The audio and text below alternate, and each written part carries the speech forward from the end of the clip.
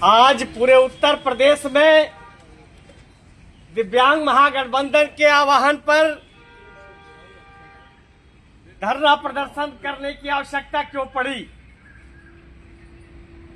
दिव्यांग महागठबंधन दिव्यांगजनों की नौकरी, रोजगार, स्वास्थ्य, शिक्षा, सुरक्षा, रोटी, कपड़ा और मकान की 100% गारंटी के लिए सामाजिक समानता कानून बनाने की मांग कर रहा है। दिव्यांग महागठबंधन पेंशन 5,000 रुपया करने की मांग कर रहा है।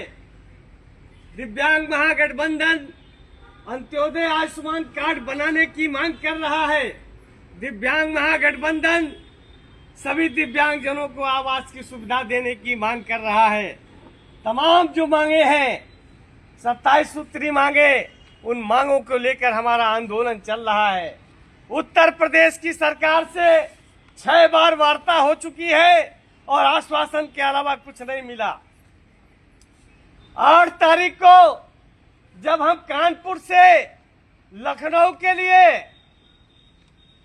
बैठक में जा रहे थे दिव्यांग महागठबंधन की इको गार्डन, गुजैनी थाने की पुलिस पिछले 3 दिनों से यानी 6 अक्टूबर से 8 अक्टूबर तक हमारे पीछे पड़ी हुई थी।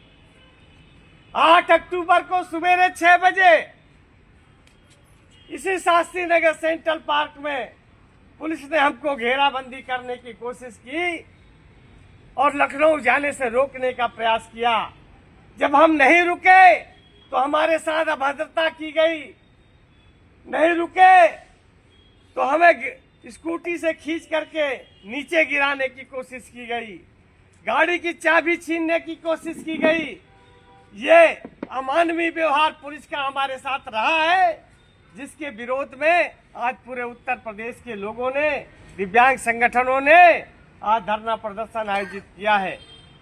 सरकार को चेतावनी है कि आप वीरेंद्र कुमार को दिव्यांगजनों की आवाज उठाने से नहीं रोक सकते, उनके अधिकारों को लड़ने से नहीं रोक सकते। हम लड़ेंगे और जीवन के अंतिम सांस तक लड़ेंगे, उसके लिए चाहे जो कुछ हो जाए। हम हर उत्पीड़न सह करके भी दिव्यांगजनों के अधिकारों को दिलाने का काम करेंगे। सरकार कैसी है? यह अंग्रेजी शासन नहीं है कि जिसको जब चाहो आप डिटेन कर देंगे। आज 30 जुलाई को 25 जुलाई से 30 जुलाई तक हमको घर में नजरबंद किया गया। उसके बाद फिर नजरबंद किया गया। उसके बाद फिर 31 अगस्त को नजरबंद किया गया। ये क्या हो रहा है? हमारे समझ में नहीं आ रहा है। आखिर सरकार को हमसे क्या डर है? हम कोई आतंकवादी तो नहीं है। हम समाज के सम्भ्रांत व्यक्तियों में गिने जाते हैं और उसके बाद भी अगर हमारे साथ मिसबिहेव किया जाएगा प्रशासन के द्वारा, पुलिस के द्वारा, तो ये कतई बर्दाश्त नहीं है। अब उत्तर प्रदेश के 54 लाख दिव्यांग अपने अधिकारों के लिए, अपने मांगों के लिए एकजुट हो गए हैं और उसके लिए हम लड़ेंगे। उसके लिए चाहे जो कुछ हो जाए, प्राणों की आहुति देनी पड़ी तो वो भी देने के लिए तैयार है। 1,000 रुपया पेंशन देते हैं। 5,000 रुपया पेंशन आंध्र प्रदेश में है, दूसरे स्टेटों में है। आखिर क्यों नहीं 5,000 कर रहे हैं? 500 रुपया बढ़ाने के लिए 3 साल लगा दिया आपने और वो भी नहीं बढ़ाया आपने। बड़ी बड़ी मीटिंगें हुई अधिकारियों की और कहा गया कि नहीं बढ़ाया जाएगा और उसके बाद 1 रुपया नहीं बढ़ाया आपने। बड़ी उम्मीद थी कि इसमें बार बढ़ के आएगी पेंशन। ये हालात है उत्तर प्रदेश के। अफसरशाही चल रही है। पुलिस के बल पर अगर उत्पीड़न आप करने का प्रयास करेंगे तो लोकतांत्रिक तरीके से हम उसका जवाब देने का प्रयास करेंगे, ये आप समझ लीजिए। और जब तक हमारी मांगे पूरी नहीं हो जाती हैं, क्या दोष है उन लोगों का, लेखपाल मुख्य सेवका अभ्यर्थियों का, जो आत्महत्या कर रहे हैं? और सरकार कैसी है जो मूक दर्शक बनी हुई देख रही है? क्या दोष है उन बच्चों का जो जो पूरा एग्जाम पास करने के बाद उनके डॉक्यूमेंट वेरिफिकेशन हो गए और डॉक्यूमेंट वेरिफिकेशन होने के बाद उनको नौकरियों से वंचित कर दिया गया। मेडिकल और ज्वाइनिंग के अलावा क्या बचा था, हमें बता दे सरकार। अगर कोई भी दिव्यांग अगर मरता है तो जिम्मेदारी सरकार की है और हम किसी को मरने नहीं देंगे। ये दिव्यांग महागठबंधन का वादा है, हम लड़ेंगे।